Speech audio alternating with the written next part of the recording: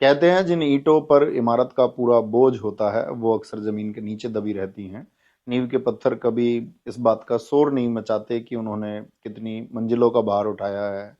वो बस अपनी बनाई हुई इमारत को देखकर भीतर ही भीतर मुस्कुराते हैं। पिछले कुछ दिनों से आप लोगों के बहुत से संदेश मुझ तक पहुंच रहे हैं। कुछ हलचल है, कुछ बदलाव है जिन्हें देखकर आप प्यारे साथी थोड़े परेशान हो रहे हैं। आपको मैं एक छोटी सी कहानी सुनाना चाहता हूँ। एक बार एक माली ने एक बंजर जमीन पर एक पौधा लगाया। उसने अपने दिन का चैन और रातों की नींद सब कुछ उन पौधों की जड़ों में डाल दी।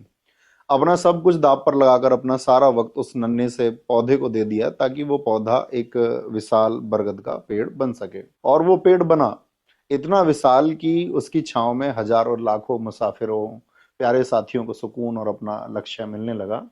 जब पेड़ घना हो गया तो जाहिर है कई परिंदों ने भी आकर उन डालियों पर अपना बसेरा बना लिया। लेकिन समय के साथ जब हवाएं बदलती हैं या कोई और जंगल ज्यादा हरा दिखने लगता है तो कुछ पक्षी उड़कर दूसरी डालियों पर चले जाते हैं।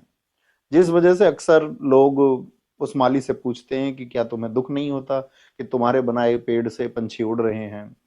ऐसी बात को सुनकर माली बस मुस्कुराता है, क्योंकि उसने वो पेड़ परिंदों को बांधने के लिए नहीं बल्कि मुसाफिरों को छांव देने के लिए लगाया था। उड़ने वाले परिंदों का सफर वहीं तक था, क्योंकि ऐसे पंक्षियों की फितरत ही ऐसी होती है कि वे जिस पेड़ की छांव में पले बढ़े होते हैं उनके महत्व को नहीं समझते। लेकिन वो जड़ें आज भी उस माली के पसीने को पहचानती हैं। इसलिए मेरे प्यारे साथियों, आप मुसाफिर हैं। आपको अपनी सफलता की मंजिल तक पहुंचना है। कौन सी डाल से कौन सा पत्ता टूट रहा है, कौन सा पंछी उड़कर किस पेड़ पर जा बैठा है, इसमें अपना कीमती वक्त जाया मत कीजिए। मैं आज उस मंच के माध्यम से आप तक नहीं पहुंच पा रहा हूं, क्योंकि अब मेरी राहें आपके हकों की एक बड़ी लड़ाई की तरफ मुड़ गई हैं। लेकिन मैं वापस आऊंगा, क्योंकि जिस आंगन को अपने हाथों से बुहारा है उसकी फिक्र हमेशा रहती है। आप बस अपने लक्ष्य पर ध्यान दीजिए।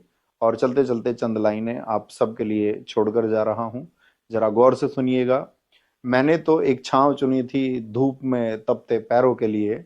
वो दरख्त लगाया था मैंने बस आने जाने वालों के लिए। अब शाखों से उड़ते पंछियों पर मैं भला क्या मलाल करूं, जो अपनी फितरत से मजबूर उन पर क्या सवाल करूं। हमें कोई मलाल नहीं दरख्त की किसी शाख के खाली हो जाने से। हमारी फिक्र तो बस इतनी है कि कोई मुसाफिर, कोई प्यारा साथी ना भटके अपने ठिकाने से।